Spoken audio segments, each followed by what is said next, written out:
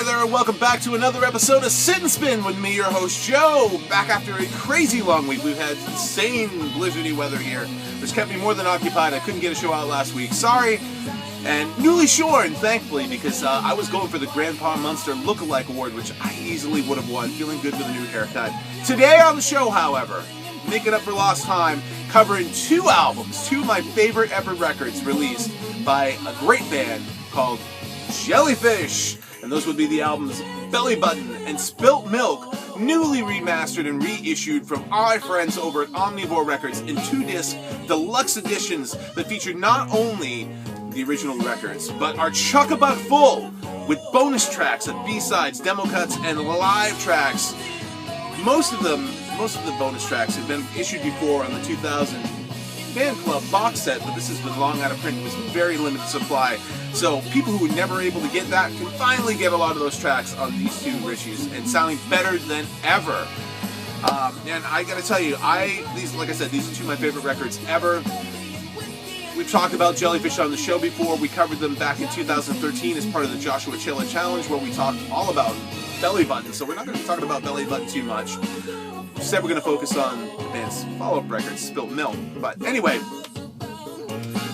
I have to give high credits and kudos to Cheryl Pawlowski and Lee Lodiga, if I mispronounce your names, sorry guys, for taking two records that I have fondly known and loved for over 20 years and giving them a fresh coat and making them sound brand new, man. I was listening to these things and I was blown away by how great they sound.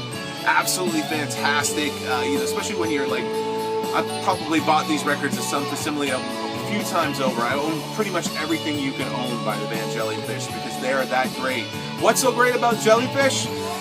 Like I said it before, but just a brief wrap up. Take every great melody merchant and purveyor of pop music that you can think of over the last 20-30 years, from the Beach Boys to the Beatles to the Bee Gees, Burt Bacharach, Henry Mancini, throw in the jazzier elements of groups like Steely Dan, put in a little bit more adventurous stuff like Supertramp and ELO, add some good rock and like roll from like Cheap Trick and Queen and Kiss, put in some of the more lighthearted elements of the Monkees and the Partridge Family and even the Banana Splits.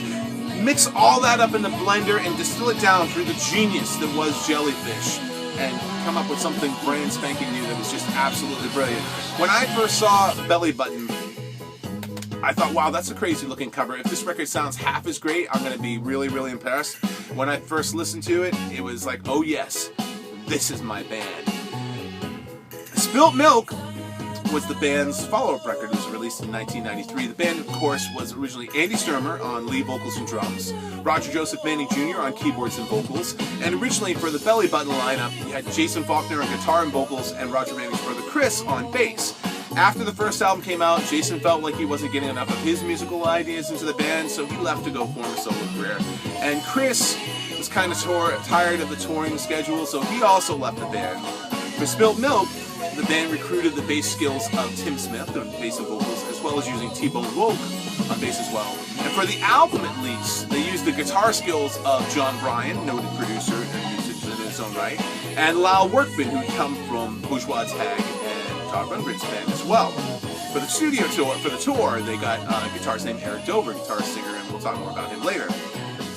But Spilt Milk takes everything that was built on Bellybutton and established and raises it up to just like another brand new level. You have great tunes like the one you just heard, New Mistake, which should have been a massive single.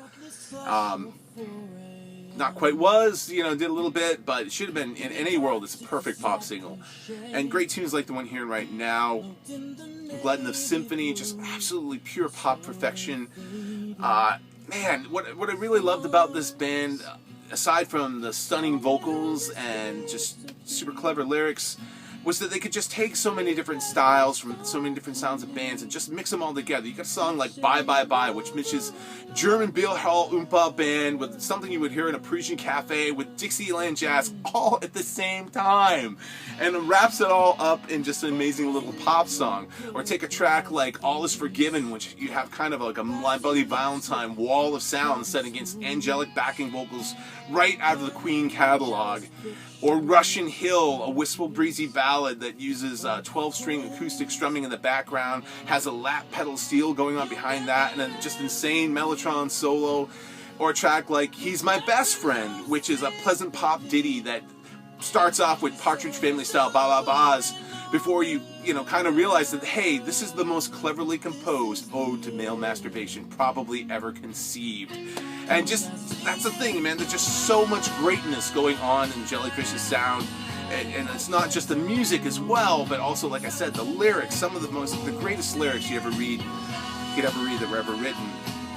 And Jellyfish's music is just so great. It's just dense. It's like a densely layered, many layered, like a kufta like a densely layered cake full of many, many layers. And every bite you take into that sonic treat just reveals more and more flavors. I've been listening to these records for like 20 plus years, and I'm still discovering new stuff in them. But if you want two absolutely outstanding records, you would be hard pressed to find better records than Bellybutton, Spilt Milk from the band Jellyfish, as well as like all the bonus tracks and the original albums done up in new form. These new discs also feature essays from noted author Ken Sharp, who's currently writing a series of great books on power pop featuring Jellyfish and one of the bands. He's also written great books on Kiss and stuff too.